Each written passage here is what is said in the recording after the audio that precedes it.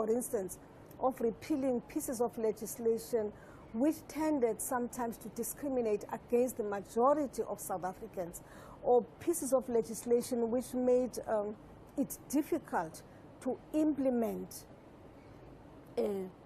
laws which are meant to better the lives of our people, or service delivery. I think the fact that we've succeeded in doing that, it means that as Parliament we have a common vision as the people of South Africa about what it is that we need to do away with in order for us to move forward. Do you think, Madam Speaker, the role of Parliament is being understood by South Africans? I'm asking this because one of the biggest criticisms is that Parliament has not done much since it received the SoNA report, for instance. And I think the expectation is that maybe Parliament should act as law enforcement, going around arresting people and so on. Do you think the role of Parliament is well understood, and how do you think Parliament has done since we received that report? Yes, it's possible that there are people who have not quite understood in the context of the SoNA Commission report what the role of Parliament is. We are not law enforcement agencies. There is a law enforcement agent. There are people who should be conducting further investigation to follow up on the recommendations of the State Capture Commission.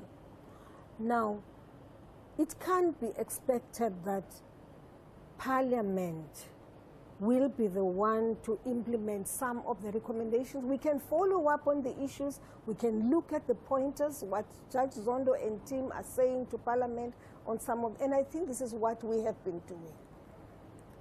You see, having received the report and having received the program of action from the President, we then referred the different recommendations to the appropriate committees dealing with those matters.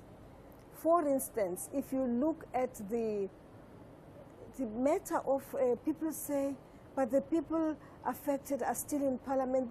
Yes, they are still in Parliament because they are members of Parliament.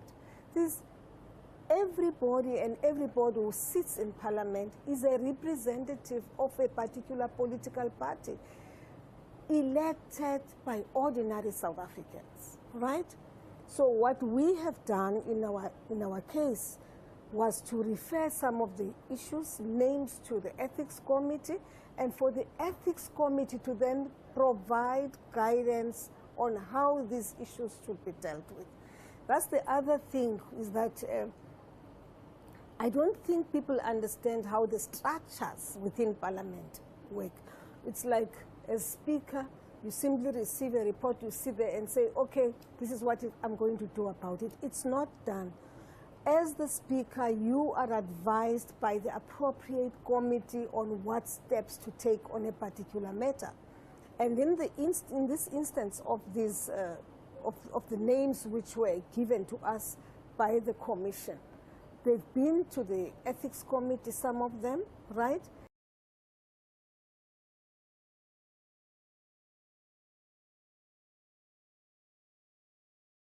And the Ethics Committee has made particular does is to give a report to the National Assembly by way of implementing the recommendation, and that is what we have done.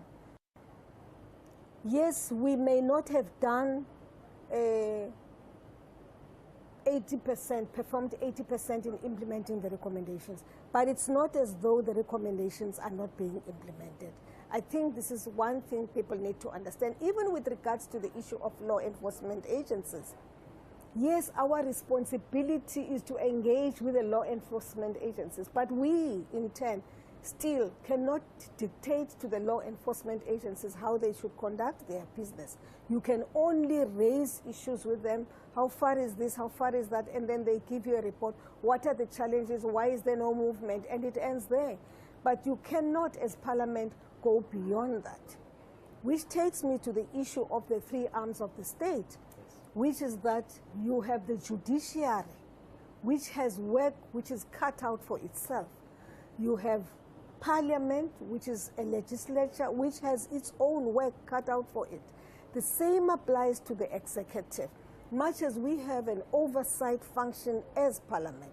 But we may not dictate to the executive how things should be done. But at oversight, we exercise, definitely.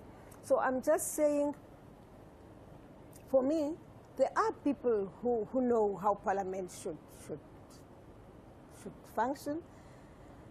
I found, for instance, when we receive sometimes petitions, Yeah. I find that the fact that people know that, okay, my last resort will be Parliament. Let me write a petition and send it to Parliament. It means that there's beginning to be a deeper and a better appreciation of what the role of Parliament is. It means that people understand that we have an oversight role which we must play. So you submit that petition knowing fully well that Parliament will follow up on those matters and that Parliament will bring people to account. Before I let you go, Madam Speaker, I know you're going to other interviews. We are wrapping the 6th term of Parliament in a few months. How much work do we still have before the end of term, and what recommendations are you going to make to the 7th Parliament? Look, there's a lot of work which is left for us. Amazingly, even up as late as Monday, for instance, we are still receiving pieces of legislation from members of the executive which must be processed before Parliament rises, which is not possible. So what is clear to me is that there are pieces of legislation we will not be able to pass during this 6th Parliament. But what is important is that we are preparing a legacy report, and part of the reason for that being that whoever comes in as part of the executive authority of Parliament will have an insight into work which was being done by the 6th Parliament and will therefore take from those recommendations or from that work which is incomplete or complete, which is incomplete, which was done by the 6th Parliament. But I believe that the 6th Parliament has done very well. I must say that one of the biggest challenges which we had as the 6th Parliament, and I just pray that it's something which should never ever happen to another Parliament, was the burning of Parliament, the fire in Parliament, which really distracted our workings, scattered everything. But the good thing is that, though, even though it destroyed the infrastructure of Parliament, but committees never stopped working. We've continued to have plenary sessions. So work has been done, but there was disruption. For instance, there's a call for full physical meetings of the National Assembly. And we have to come to the City Hall at a huge cost, right? Now, for me, one of the key and the most fundamental issues which the 7th Parliament will have to be seized with, it is the restoration process. We have laid the foundation now for the restoration process. It has begun. There's now going to be demolition. Rubbles have been removed. The outline, the plan, everything is there. Members have offices. There's not a single member who does not have an office space to work from. So we've done a lot of work. So for me, it's about now ensuring, as the last issue, that when Parliament, after the dissolution of the 6th one, when the first Parliament is ushered in, when people are sworn in, that State of the Nation which will elect the President of the Republic and the Speaker of the National Assembly, that session out will have to make sure that before Parliament rises, we have a venue for that. Yeah. And that venue cannot be the City Hall, unfortunately. For now, we're looking at different venues where Parliament can operate from, where the National Assembly in particular can operate from, and have the full complement of members of Parliament, other than the Good Hope Center. So the restoration process, unfortunately, it was a distraction. It caused a lot of problems for us. But I think also it offers an opportunity for Parliament to remodel whatever infrastructure which is there to reflect our Africanness. So the restoration process, our South Africanness, to reflect the fact that this is a parliament in a new democracy. Madam Speaker, let me thank you very much and wish you the best for tonight as we head to the State of the Nation. That was the Speaker of the National Assembly, who will later be presiding over the State of the Nation address. And as you have heard, those are her expectations for today. More to come here on Parliament TV. Stay with us.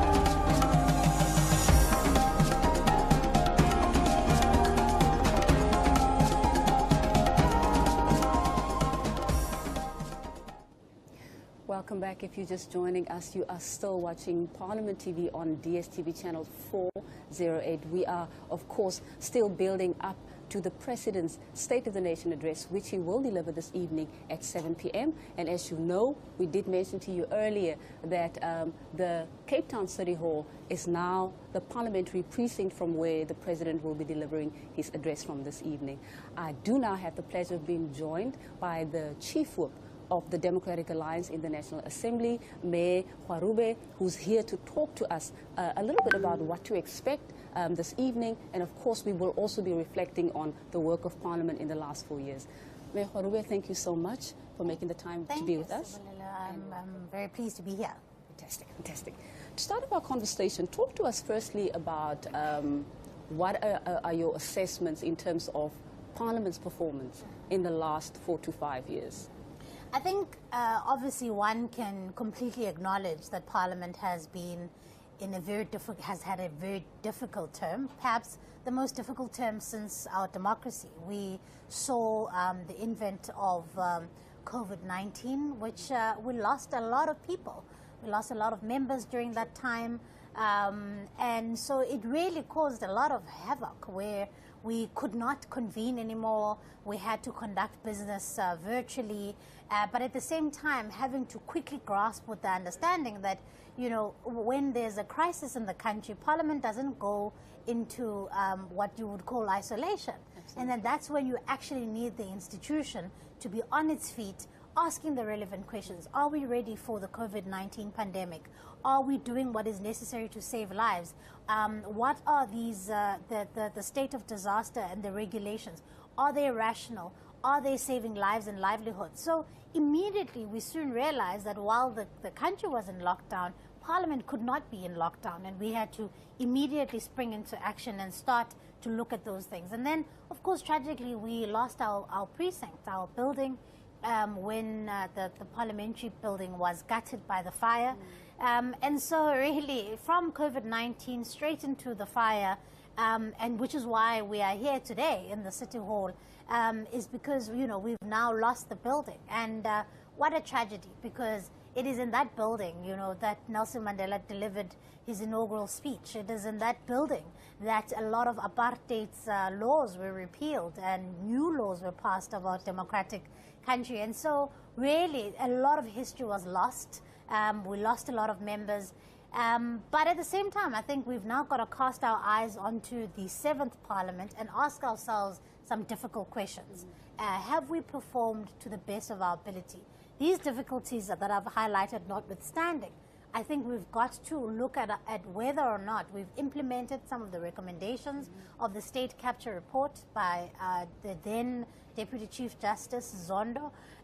They had it, you know, in that inquiry, we saw that you know, Parliament came under a lot of fire for not having exercised its constitutional obligations, for not having held the executive to account. And a lot of these things must make us pause for reflection, because I'm afraid when Parliament doesn't work, then South Africa is poorer for it. When the people of South Africa don't trust that the issues and the things that bother them are the things that we are occupied with here, then there's a misalignment in what we are meant to do, because we are public representatives. Our job, we are solely here to represent the people of the country. And so I think there's a lot that we can learn from this term. And going into the 7th Parliament, I think we've got to ask ourselves, have we done enough? And I think we haven't done enough, and we must do better in the next term. So when we look at, when we reflect on this 30-year anniversary of our democracy, obviously there's a lot of laws that have been passed, and as you rightfully point out, you speak about all of the laws, the apartheid laws that were repealed between 1994 to where we are right now.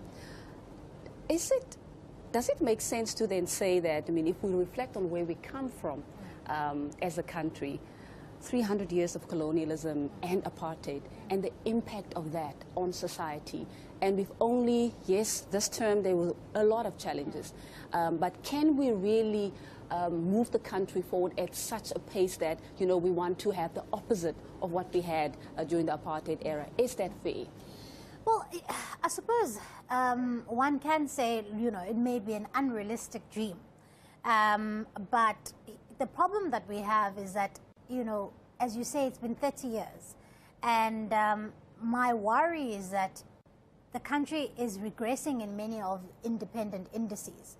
When one looks at unemployment, when one looks at the cost of living, when one looks at crime, the energy crisis, and all of these things, my concern is that we may not have the luxury of time. You know, the 30 million South Africans who are living in poverty are looking to this house and this institution for solutions. The people who are, you know, who have been victims of crime, of gender-based violence, the people who've lost loved ones to crime are looking to us for solutions. There's 7 out of 10 young people who don't have work are asking us, what are you doing? And so, yes, it may be an unfair criticism to say we haven't completely undone the legacy of apartheid. And I think perhaps South Africans are not even asking for that.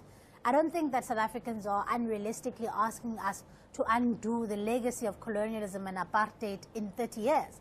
But what they are saying is we're losing hope. And we're fast losing hope in your ability to resolve our issues. And I think for me, that's where the urgency is. And particularly young people who are saying we are disengaging from the political system because we don't believe it is through the political system that we can see the change. And so I'm saying to my colleagues, I'm saying, yes, a lot of you, you know, are closer to the end than you are from the beginning. But at the end of the day, there are people who are looking to us who are saying, well, you know, my life is worse now than it was several years ago. What are you doing about it? So I think it may be an unfair criticism, but I think that we don't have the luxury of time. And people's lived experiences is now becoming at such a perilous state that they are looking to us for these solutions. Indeed. Chief Whip, unfortunately, that's where we have to leave it for now. But thank you very much for making the time to be with us. Thank you. Mayor Kwarube is the Chief Whip of the Democratic Alliance in Parliament. Do stay tuned for more on the State of the Nation address.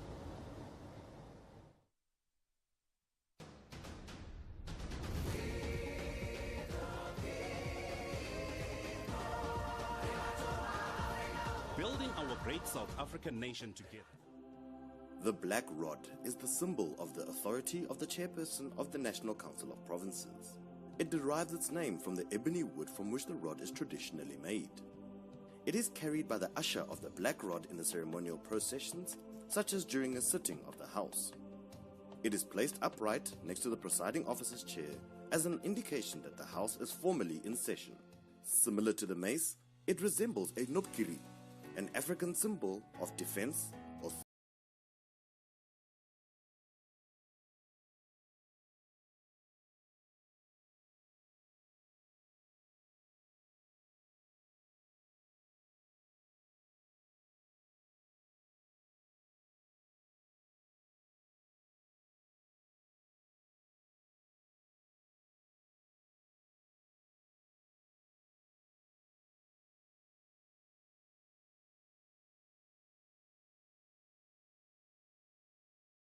Below the protea is a section of beadwork, which represents South Africa's diverse people and its rich cultural heritage. The shaft of the black rod is made of ebony, the South African coat of arms, made of pure silver and finished in color vitreous enameling, appears twice on the shaft. The shaft is also inlaid with 18-karat gold strips. 2 sets of clasping hands engraved by hand in 18-karat gold, in 18-karat on the shaft, also symbolize freedom and symbolize freedom and cooperation.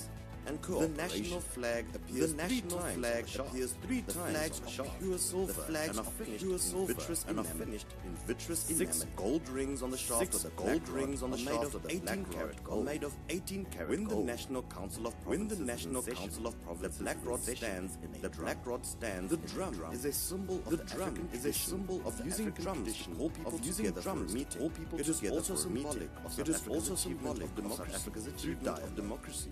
The drum is made of yellow. The drum is made of yellow, covered in springbok skin. Covered in springbok skin. Encircling the drum is engraved images of rock painting. Placed over these images, depicting further images of Africa's 9 provincial coats of arms in colored vitreous enameling.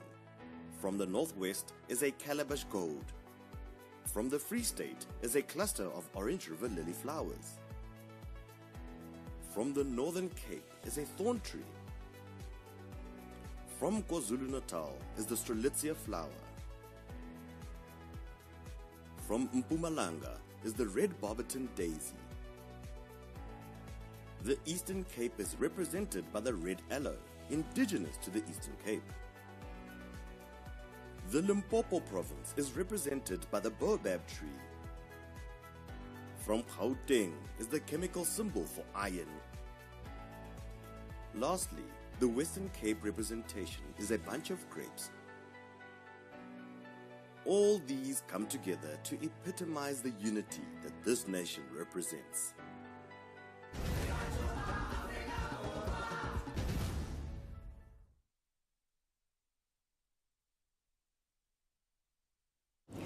Welcome back. You're still watching Parliament TV on DSTV channel 408.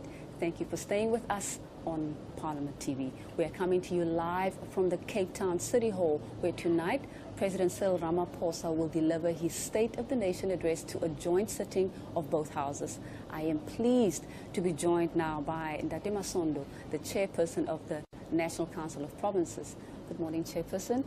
Welcome to the platform, and thank you for being with us. Morning to you and to all the viewers. I'm happy to be here. Wonderful, wonderful. Chairperson, as we start our conversation, we know that in a few weeks' time, literally, South Africa will be marking exactly 30 years since our 1994 watershed moment. Talk to us about the evolution of the National Council of Provinces as a chamber that is responsible for provinces and ensuring that provincial interests are taken into account in the national sphere. No, thank you very much. Let me start by saying that the National Council of Provinces is constituted of 10 delegates coming from each of the 9 provinces. The other 10 delegates come from the South African Local Government Association, therefore represents in the NCOP organized local government. So it has been 30 years of hard work, and this work has been informed by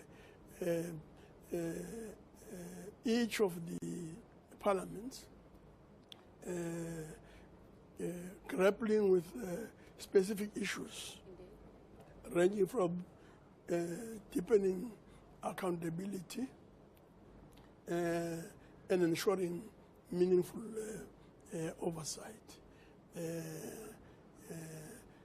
to issues like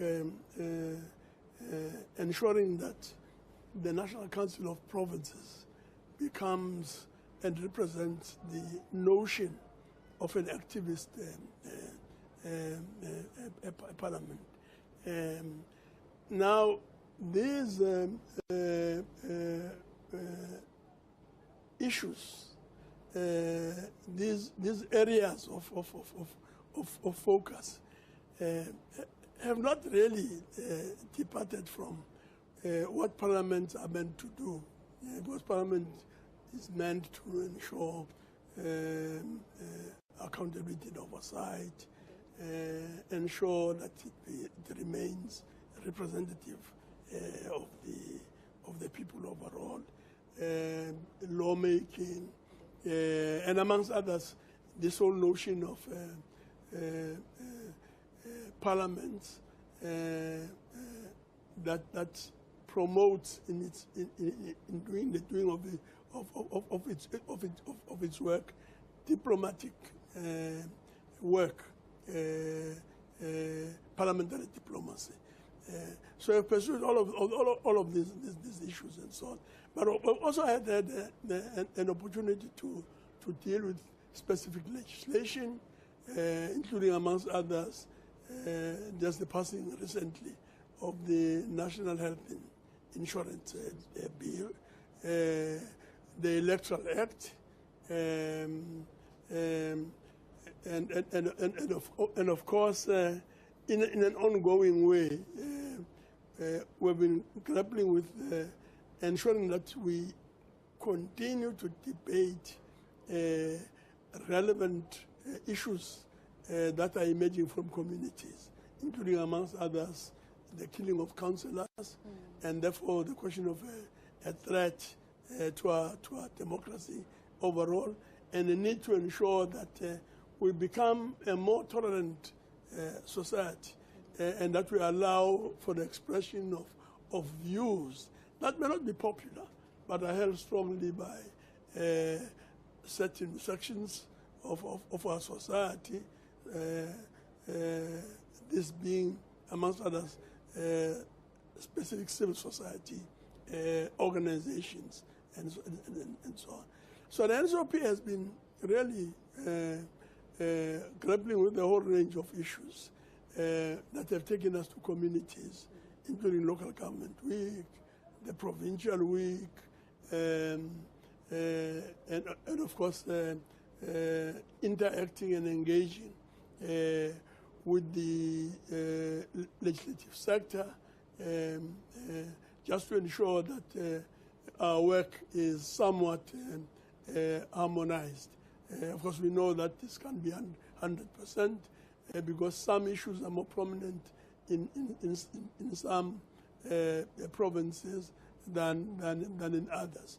But overall, we've sought to harmonize our work and ensure that we empower, especially public representatives, so that they're able to do their work even better. There's also work that is ongoing, that is not spoken about and talked about in the main media platforms, and that work includes what we refer to as parliamentary constituency activities and work, where we even get an opportunity to address issues that affect voters, residents, and people in local areas. Indeed. Chairperson, talk to us about how COVID-19, of course we know COVID-19 has had a profound impact, a negative impact on how Parliament conducts its business. But out of that, we know that the NCOP has also innovatively used, online platforms to ensure, via Zoom, to ensure that it continues with its work. So talk to us how the NCOP has used online platforms such as the Zoom platform, obviously within the context of the fourth industrial revolution, to ensure that it continues with its business, to continue with oversight and holding the executive to account, to ensure that there is sustained progress as we continue on this transformative trajectory. Yeah, no, thank you very much. The pandemic, COVID-19 pandemic, was a big devastation, and it delivered real blows to communities and did not leave the NCOP unaffected. But in every crisis, there's an opportunity.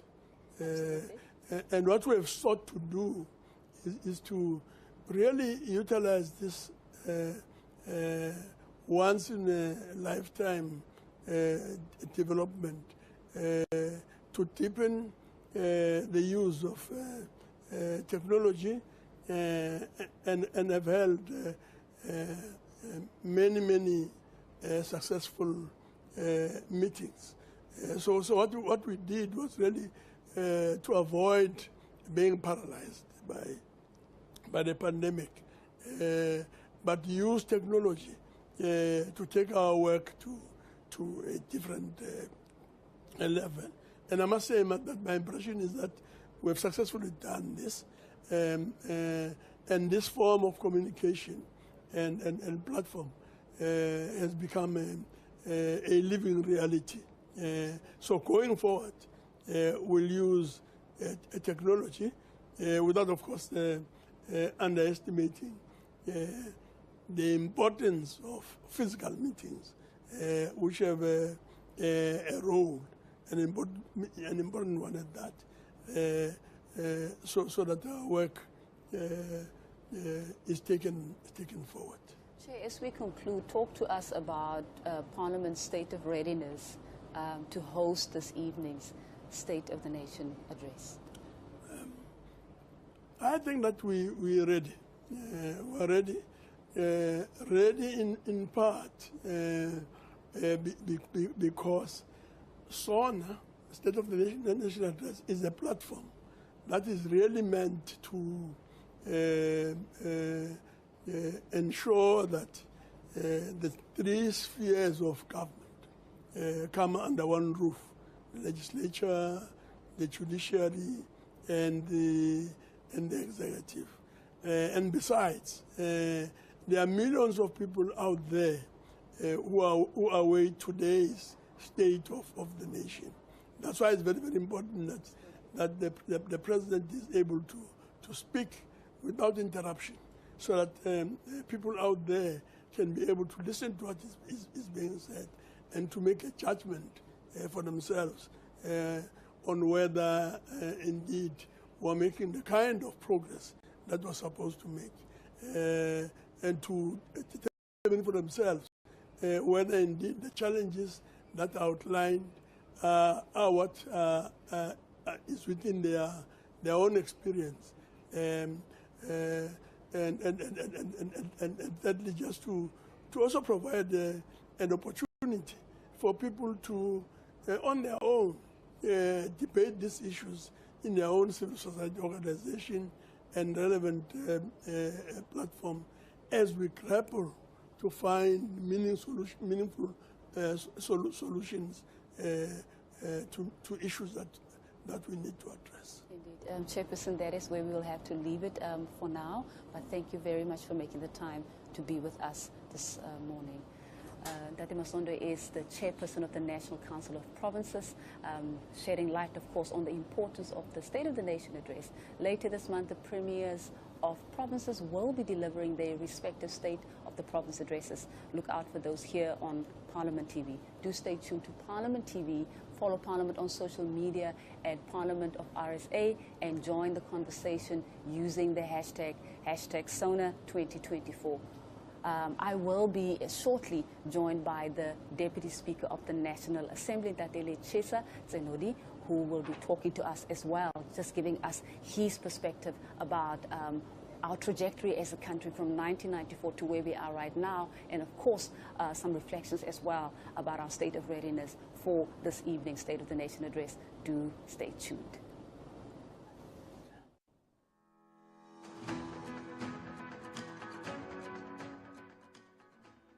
Mr. Masondo is the chairperson of the National Council of Provinces since 2019. He was the mayor of the city of Johannesburg between 2001 and 2011. In 2001, he was elected as member of the Gauteng legislature and was subsequently elected to serve as mayor of Johannesburg. He was the mayor of the city of Johannesburg from 2001 to 2011 and successfully led the process of deepening and unifying the local municipality into a greater metropolitan democratic local government. He first became a member of parliament serving in the National Assembly from May 2014 until May 2019. In the National Assembly, he was appointed to the Joint Committee on Ethics and in the Portfolio Committee on Cooperative Governance and Traditional Affairs. He also served on the Joint Standing Committee on the Financial Management of Parliament and on the Ad Hoc Committee to nominate a person for appointment as the Public Protector. He has been awarded many awards and recognized for various achievements on governance.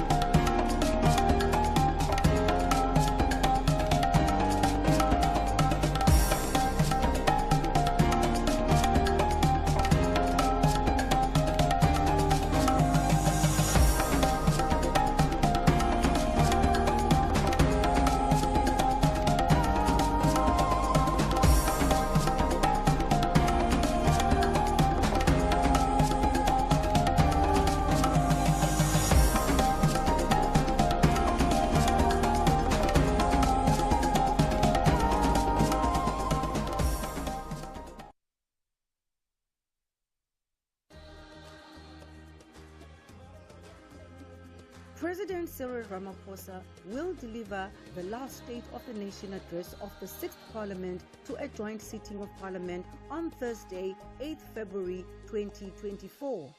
The State of the Nation address is an occasion for the President to set out the government's key policy objectives and deliverables for the year ahead.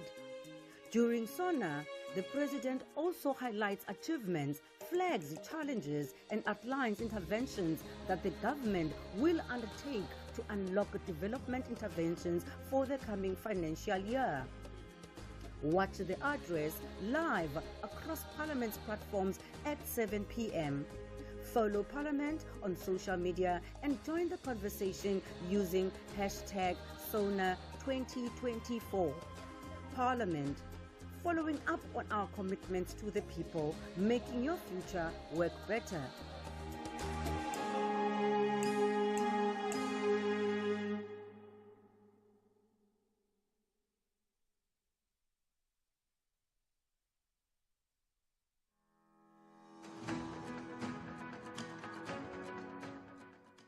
Ms. Sylvia Lucas is the Deputy Chairperson of the National Council of Provinces since 2019. Ms. Lucas has an illustrious history of leadership in the Northern Cape, the ANC, and the ANC Women's League. From 1995 to 2000, Lucas served as a councillor for the Garahais local community in Uppington. In 2000, Ms. Lucas was elected to serve in the Northern Cape Provincial Legislature, where she served on various standing committees of the legislature. She also served as the Deputy General Secretary of the Association of Public Accounts Committee in 2004 to 2006, and as a General Secretary from 2006 to 2009. In 2009, Ms. Lucas was appointed as the MEC for Environment and Nature Conservation in the Northern Cape. Between 2013 and 2019, she served as Premier of the Northern Cape Province. Ms. Lucas joined Parliament in 2019 as a permanent delegate to the National Council of Provinces, where she was appointed as the Deputy Chairperson of the National Council of Provinces.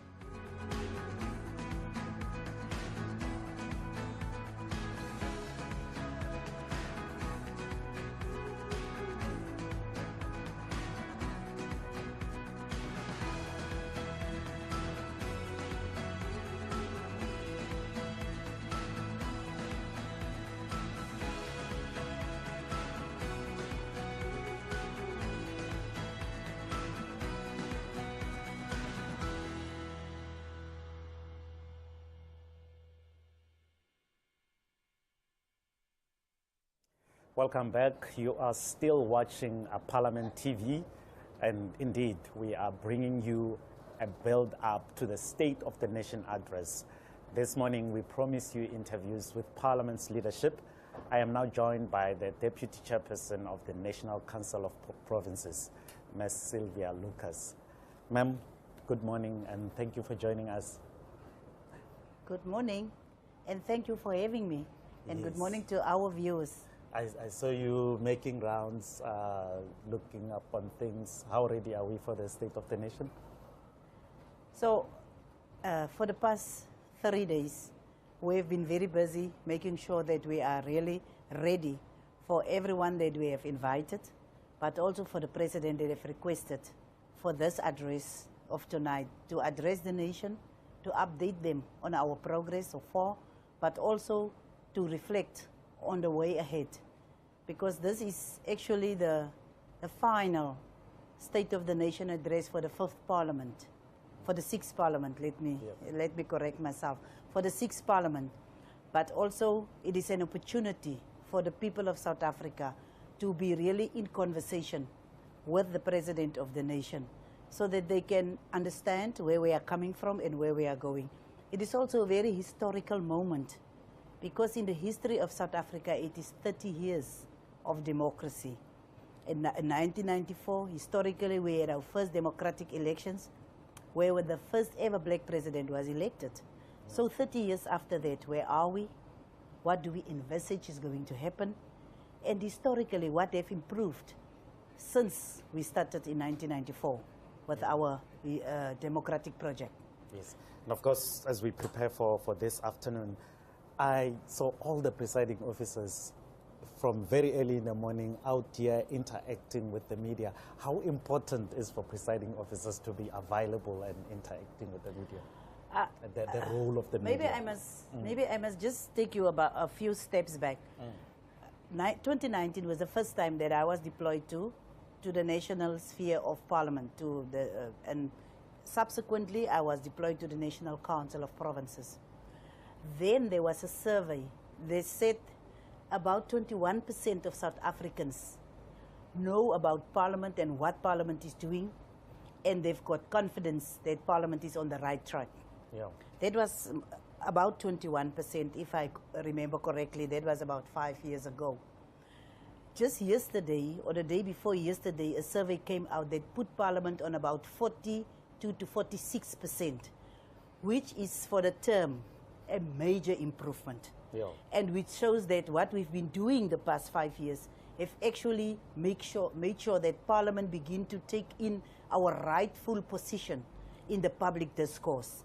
And that is something that is very important, because for me it was like a disappointment to see that so few people are really on par with what we are doing at Parliament level.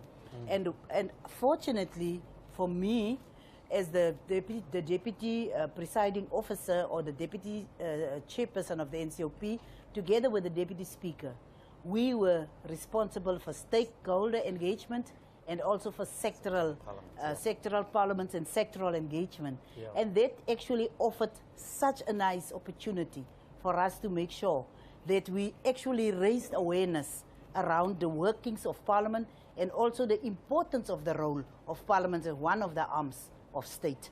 So, and one of those important things is the role of women and what Parliament does to protect the rights of women. And I know you've been very busy with a particular project that's close to your heart in this time. How do you reflect on that work that you've been doing? Yeah. Now, one of the things that that I did in 2019, when we got to Parliament, everyone was very busy trying to find their feet. But I actually, in my province where I came from, I was always responsible for that is the Northern Cape, where I was a premier, but I was also a MEC before, and I was also a deputy chief whip before. I was always, from the legislature where I served, I was responsible for programs like the Women's Parliament, and particularly the Women's Parliament and the Women's Agenda was something that was very close to my heart and that I took up. And so when I reached Parliament, in fact, it was 25 years since the adoption of the Women's Charter. So one of the projects that we decided to make our 5-year legacy project, it was to review the Women's Charter. Yeah. And I think that was like one of the most fulfilling projects that I have ever worked on in my short time of about 25 years in the legislative sphere. So we started as our office, and together with the Deputy Speaker as a project of Parliament, we started the review of the Women's Charter. And I can tell you that at the initial stage, we went into the archives of Parliament to see what much have changed for women. Before we could go for a review, we had to understand the context where you are coming from. Yeah. And I can tell you that there was so many legislation that have been amended, adopted, and actually brought into the legislative sphere that actually address the issues and the plight of women. At that stage, it was the Domestic Violence Act, for instance, because when we started as a democratic government, issues of domestic violence was seen as like domestic violence, and the law ordinarily didn't really interfere in domestic issues. But we started to identify it as a plague, as something that is really killing our women folk. Even today, you see, there is this thing of gender-based violence and what we have now termed femicide. How still up until this day, violence against women and children and vulnerable people are still very much on the agenda. But what we have done since we have enacted that kind of legislation, and even the year before last year, we have actually started to make sure that we emphasize and we strengthen the sanctions on issues of gender-based violence and so on. So within that context, there is another act that is something that was very important to me, and that is the Maintenance Act. Remember, before the democratic dispensation, men could make children all over the space and not take responsibility for their children. But we enacted the issue of maintenance that you can get from anyone that can be responsible in a family, but also from men, to make sure that we can even put debit orders against the salaries if they are economically active. And that was brought about by the democratic project. That is some of the, just one or two of the things that we can mention. There are many things that's still happening. Just recently we adopted the National Health Insurance Act, and if actually implemented, it will make a major difference in the lives of many poor people that doesn't have access to medical services. So obviously you referred to the project that you undertook reviewing the Women's Charter, and you said it will obviously go into the legacy report. But let's reflect a bit on what your observations are in terms of, you took this project to all provinces, to different districts across the country. What are your reflections? What were your observations as you went about in the height of COVID at times? People will say that I'm speaking about this, but it is so close to my heart, I must say that. Yeah. For going to 52 districts in the country and to all 9 provinces, to sit down with all 9 executives, even the Western Cape, because women's issues are human rights, and it is important for all of us. And we sat with all of the districts, we sat with all of the executives of provinces, and we made sure that they understand where we are coming from. Now, our observations, that is something that you have asked me that you would love to hear from us. First of all, that was like women still in this democratic dispensation feel that apartheid treated them as minors, but we haven't treated them better, some of them. Culturally, you still found that men can marry as many wives as they want to without taking into account the rights of the first wife. It is some of the things that we addressed. There is the issue of the marriage regime. The Muslim women came to us to say our marriage regime is so discriminatory against women. It is so depriving. And today, as we speak, the Minister of Home Affairs came to me personally to say, Deputy Chairperson, we are reviewing the marriage regime. We are trying to make sure that there is one marriage regime, one act that deals with all marriages in South Africa. I didn't know it is necessary for marriage to be enacted. But if you go out and you find that culturally, women are sitting there with no rights to property of their men, and any one of their wives, 3 or 4 wives, can come and claim anything without any legislation protecting the rights of the legal wife, the one that has been paid lobola for, or the one that have been in the civil union, have been married to this man. So that is the kind of things that came out in our consultation, and we could bring it to the executive, and it's being addressed. It is definitely being addressed. The other issue that I also just recently, we came to President, I was participating in the debate, and we brought to the fore the issue of women, particularly over 35 years, do not qualify to become policewomen, do not qualify for positions in the civil service and so on. And just recently, the President announced that they are addressing that issue, that if you are fit and well and you've got the necessary qualifications, 35 years will not be the cutoff age. I don't know, I never see it enacted anywhere, but it was implemented, and in a very strict way. But also the issues of you know, I'm coming back to culture and tradition. Yeah. You know that young girls could be this ukutwala thing, they could be grabbed, and old men for that matter, can then take a 15-year-old to become his wife, and the family is satisfied by getting paid a goat or some cows, or, I mean, there was just not, and it is a contradiction of our legislation, because in South African law, no person should sleep with a girl under the age of 16 years. Yeah. But it was happening. In fact, an old man telling you that this is my wife, and the parents don't see anything wrong with that. So that were some of the things that we really, it came out because of the consultation process. But also the issue of inequality in wages, in pay, not getting equal pay for equal work. In actual fact, the gender pay gap is something that we were trying to address, but it's still persisting, particularly in the private sector, and we are trying to address that. We worked with the academici on issues and proposals and things, and we proposed it, and we took it forward. So this exercise. Sometimes people say we are bringing together talk shops, but it was so fulfilling to work with the women of South Africa and really to see issues that we can address.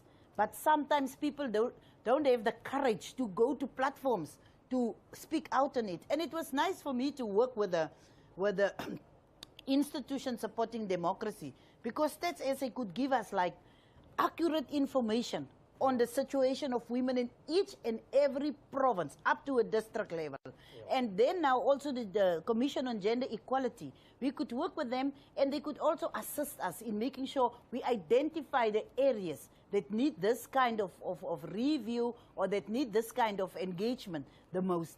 And we went to Mpumalanga physically, we went to KwaZulu-Natal physically.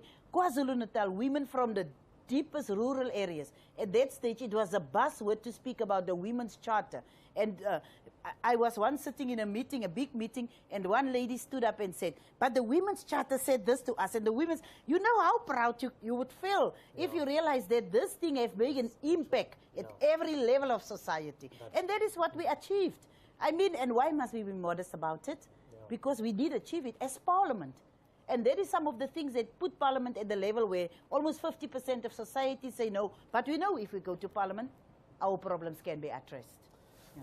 We believe we're going to see more of these reports finding reflection or expression in the legacy report that Parliament will be handing over to the 7th Parliament.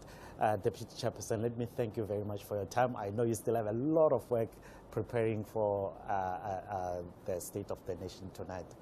That was the chairperson, the deputy chairperson of the National Council of Provinces, Ms. Sylvia Lucas, joining us. We continue with our rolling coverage. Please do join us after a short break. Thank you.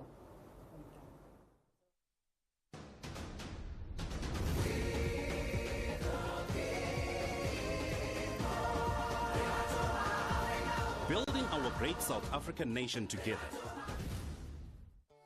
The Parliament of the Republic of South Africa consists of two houses, the National Assembly as well as the National Council of Provinces. The National Council of Provinces, or NCOP for short, is constitutionally mandated to ensure that provincial interests are taken into account in the national sphere of government.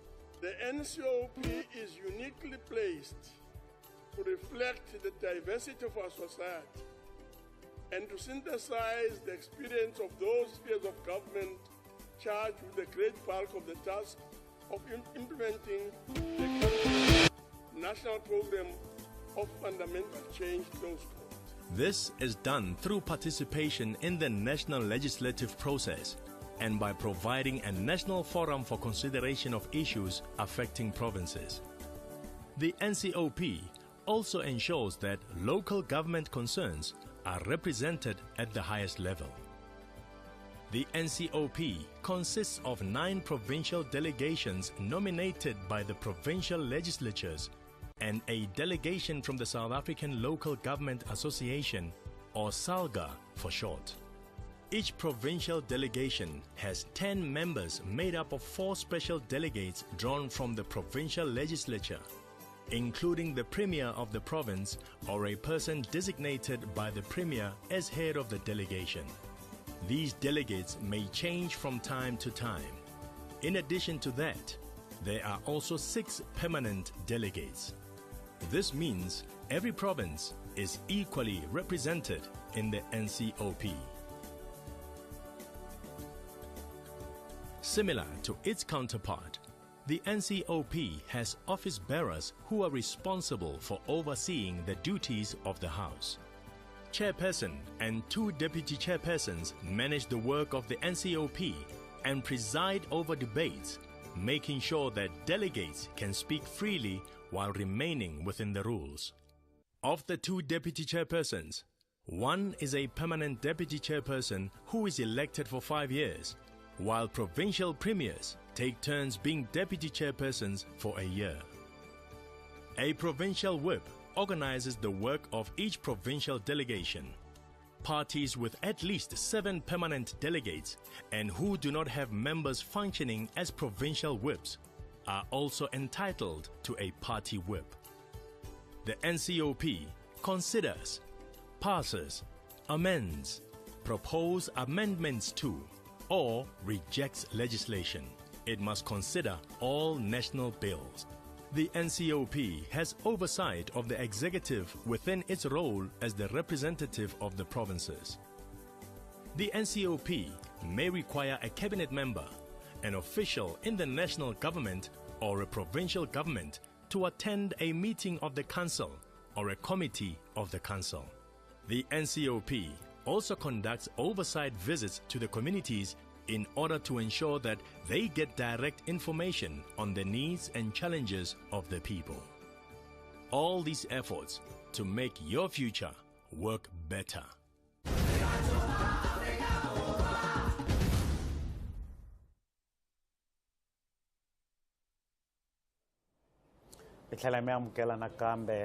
Parliament TV. You are watching the build-up to the State of the Nation Address 2024 live from the City Hall here in Cape Town. And I am now joined by the Secretary to the National Council of Provinces, Advocate Pindela. Advocate, welcome. Thanks for joining us. Thank you very much. Preparations for the State of the Nation Address tonight are underway, but this marks the end of the fifth term, of the sixth term of Parliament. What preparations are being made to conclude this term, and how much work do we still have left before we move on to the next term of Parliament after elections? Yeah, thank you very much. Obviously, as you have indicated, this is the last leg of the current Parliament. Yeah. The elections will usher in the seventh Parliament. Yeah. We still have a lot to do in this term. Obviously, there are still bills that are coming from the National Assembly going into the National Council of Provinces. Some of these bills affect provinces, and therefore the provincial legislatures must also deal with those bills. So we still have a lot to do. I'm sure there will also be debates on matters of national importance. We still have the State of the Nation Address to debate. We still have the budget. So there's still a lot to really do. I'm sure some of the things will not necessarily be finalized or concluded during this sixth Parliament. Okay. We'll certainly carry those into the seventh Parliament, if the seventh Parliament will be able to do or to conclude all those matters. So how do we do it? Does this term end, and then we just take all the work and give it to them? How do they know where you left off and so on? Well, not necessarily so. We will definitely prepare a report for the current term, for the current Parliament, which will be handed over to the seventh Parliament. The seventh Parliament will then determine whether it takes those matters forward or it does not take those matters forward. All the business that would be before the sixth Parliament at the end of its term will lapse. So the seventh Parliament will take its own decisions on those matters that would have served before the sixth Parliament. Including all the bills, the seventh Parliament will have to determine whether it wants to resuscitate work on those bills or not. In the event that it decides to do so, the indication would be that would be what the sixth Parliament did, and the seventh Parliament can then take over from that. Because in terms of administrative law, a succeeding Parliament is not bound by the decisions of the preceding Parliament. Just as a form of education to the public, how is Parliament constituted? We go into elections, then this Parliament ceases to exist, then what? We will definitely have a period where the National Assembly takes a decision to dissolve itself, to bring itself to an end. That will probably be an announcement of the date of the elections. And once that resolution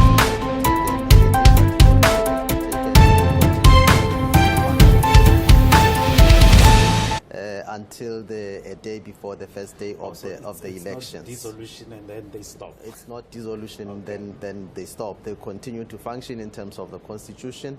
In the event that there are certain matters that urgent debate or urgent decisions to be taken, then it can still take the decisions until the day before the first day of the polling. Insofar as the National Council of Provinces is concerned, the National Council of Provinces continues to exist until immediately before the first sitting of the provincial legislatures, precisely because the members of the National Council of Provinces are delegated or designated by the provincial legislatures. So once the elections have taken place, then there will be the first sitting of the National Assembly where the president will be elected, inauguration of the president. Then we'll have the first sitting of the National Council of Provinces, the first sitting of the provincial legislatures in order for them to designate or assign members of the National Council of Provinces. Then we will have the first sitting of the National Council of Provinces. Ordinarily, how we arrange it is that all the provincial legislatures sit on the same day. So that we do get the delegates from all the provincial legislatures. Then the National Council of Provinces will have its first sitting. Okay. So I'm thinking now in terms of rules. Are we going into an election? Coalition governments have been a possibility. We've seen in some of the metros and in some of the municipalities in the country. Should it happen that in the national elections we come out with a coalition government, are the current rules sufficient to usher in such an arrangement of a seventh parliament? Look, the rules determine the workings, the internal functioning of parliament. The National Assembly has its own rules. The National Council of Provinces has its own rules. We also have the joint rules, which will be governing, for instance, the joint sitting of today. So how government, the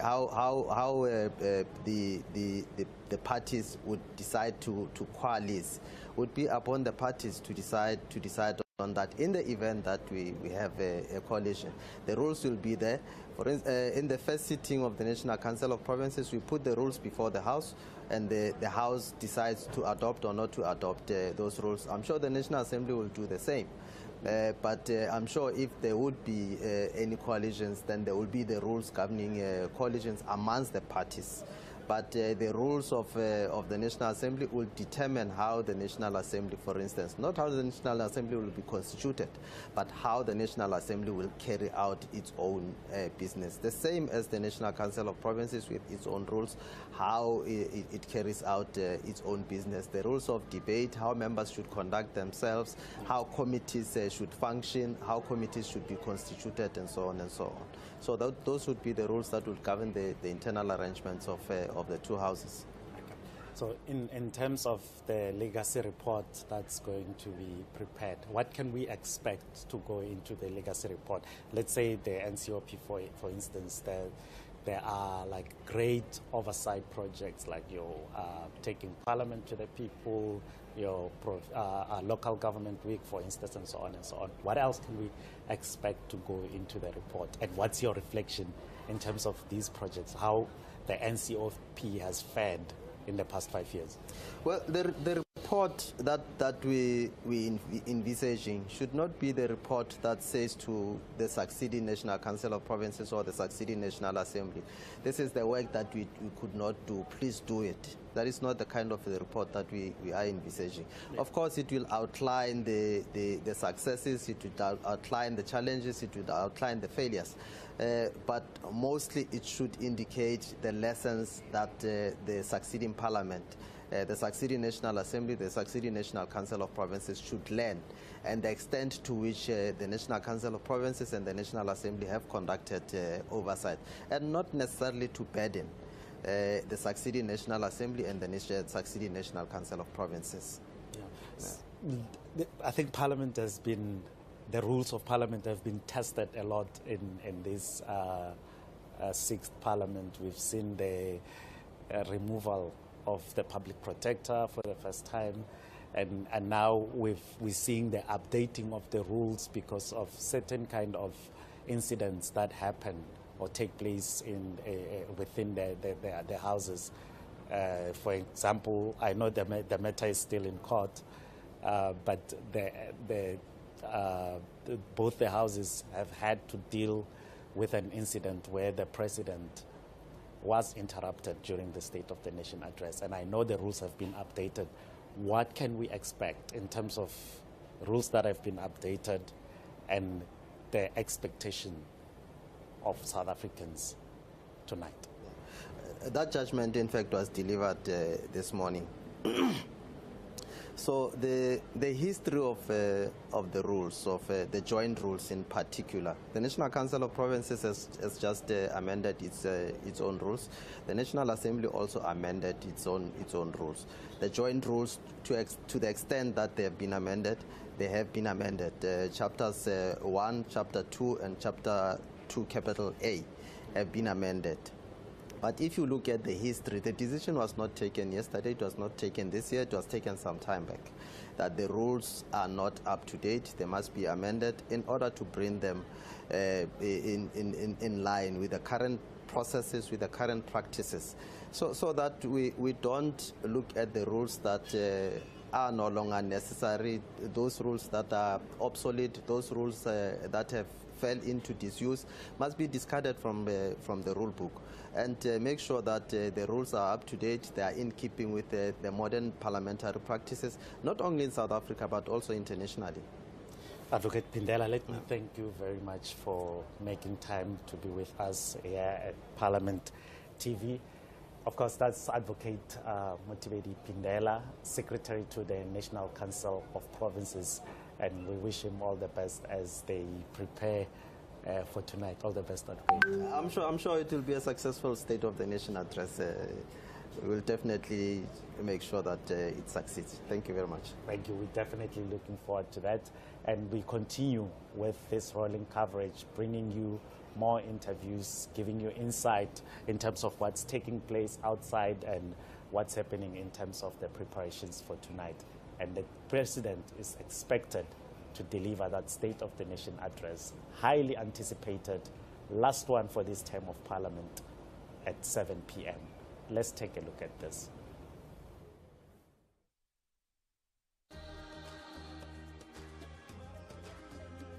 President Cyril Ramaphosa will deliver the last State of the Nation address of the 6th Parliament to a joint sitting of Parliament on Thursday, 8th February 2024. The State of the Nation address is an occasion for the President to set out the government's key policy objectives and deliverables for the year ahead. During SoNA, the President also highlights achievements, flags challenges, and outlines interventions that the government will undertake to unlock development interventions for the coming financial year. Watch the address live across Parliament's platforms at 7 p.m. Follow Parliament on social media and join the conversation using hashtag SoNA 2024. Parliament, following up on our commitments to the people, making your future work better.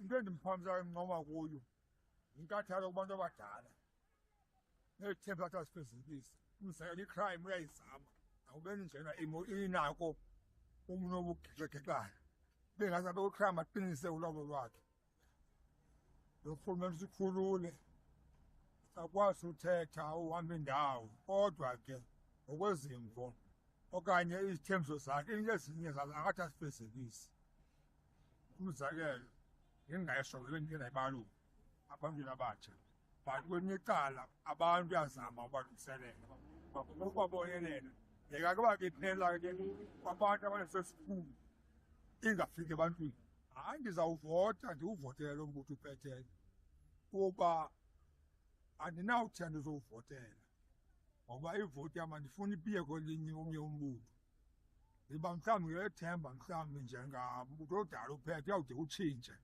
Ithemba into ekhoyo apha emntwini.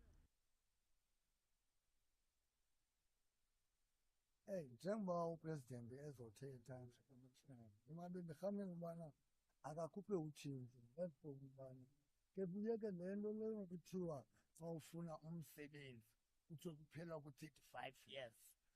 Iphele leyo leyo ngoba abantwana abo bana-35 years abanazo ne-experience ezi zomsebenzi. Uyabo thina bantu sinoma-14 nto asikwazi ukhwalifaya kuthiwa hayi le age yakuletha indalo ibingaske leyo into leyo ayitshintshe. Hayi sabona nje kusafana nje kusafana ingathi kuya kuba west kuze njengoba okokoko saphatha hayi ingathi kuya kuba west andani noba barhuxela kubo ezindlini aba batsalela kubo kwelabo icala kuyafana andiboni mahluko ndake ndavota ngo-1994 kamba ngoku ndandivota uvuyo nandinalo uzawuphatha umntu omnyama njengoba sasicinezela ngamabhulu ndandisithi hayi into zizawutshintsha zange zitshintshe nonesi khona endibonayo atshintshapho kwakunangoku mani ephambili ndize ndiphangele ndifumane mhlawumbi ibroker se-angel ndingene nje kuzo ziphinde ziphele ngoku.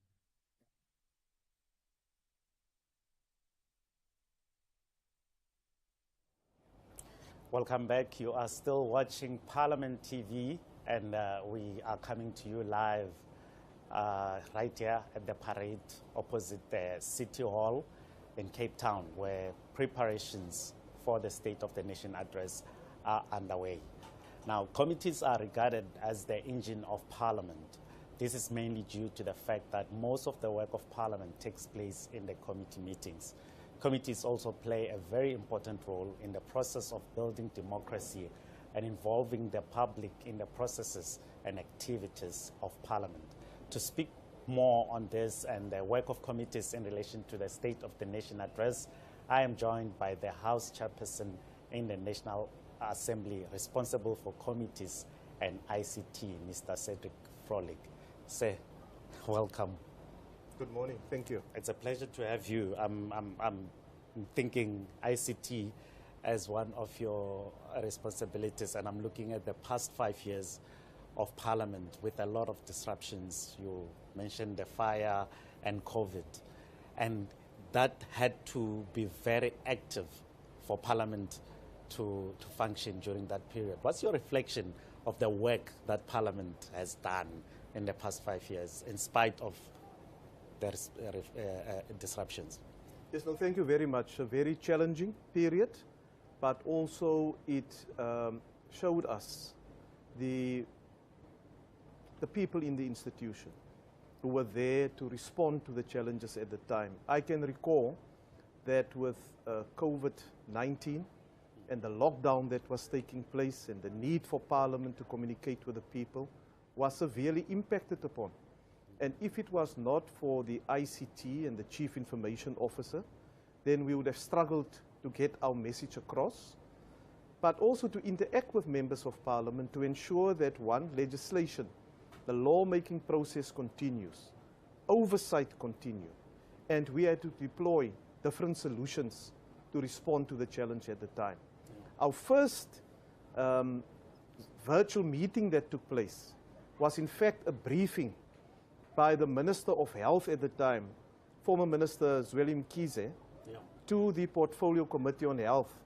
And that happened on a Good Friday evening at 6 o'clock, because the public and members of Parliament were anxious to hear how the government is going to respond to the pandemic, what measures are being put in place, and what will happen next as far as the rollout of the PPEs are concerned, and if we are ensuring that the procurement processes are in place. So it was a very exciting period, but also a very challenging period. Yeah. Generally, in terms of the work of committees, how do you think Parliament has fared in the past 5 years? I'm talking specifically with regards to oversight. There's been a lot of challenges, but also there is a phenomenon of oversight fatigue, where you have the local government the provincial government, all going for oversight and so on and so on. How has Parliament fared with all these challenges? There's still a lot of work that we need to do to synchronize the different oversight activities across the legislative sector.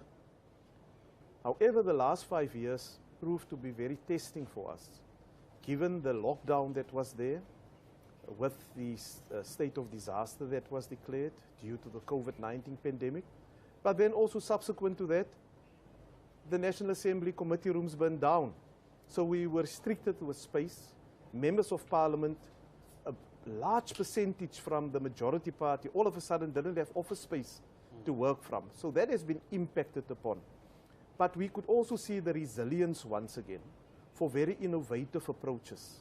And with the 38 committees that I'm overseeing, I am confident that a lot of good work has been done. We've also moved towards, especially the last year, 2 years, with the state of disaster that was declared for the floods that occurred, where we could see the value of the National Assembly, the National Council of Provinces working together, but then our area that we must apply more and careful thought to is the role of your provincial legislatures when it comes to oversight, the role of local government, because you were there.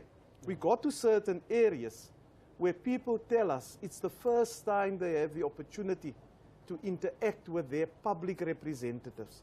Now, it shouldn't be the case that because Parliament has set up a committee, an ad hoc committee to go to a certain part of the country, that is the only opportunity for people to interact with their elected representatives. The elected representatives of the people are not only sitting in Parliament, they're also sitting in provincial legislatures, and they are sitting in local government. So that is where a lot of work that needs to be done, and the legislative sector oversight summit that took place last week here in Cape Town is one step towards a better synchronization of oversight. Otherwise, you'll have what is called oversight stampede. But we must also be mindful of mandates. The National Assembly has a specific mandate. So does the NCOP, your provincial legislatures, and your local government. But we need to deploy more resources to better manage the activities of elected public representatives in general. Talking of the oversight summit that took place last week that you've just referred to, one of the things that came out there, I think I remember, was the fact that, that there are challenges with the oversight framework. For instance, I think it was passed or adopted in 2012. And the question that came out was whether it's still relevant or if it still serves the purpose 12 years later. What's your reflection on that framework to date? I'm of the view that the oversight framework has provided for us a good platform to build on. But we must review it. Unfortunately, at the time when it was adopted, there was no mechanism built into it to say that after a certain period of time it must be reviewed.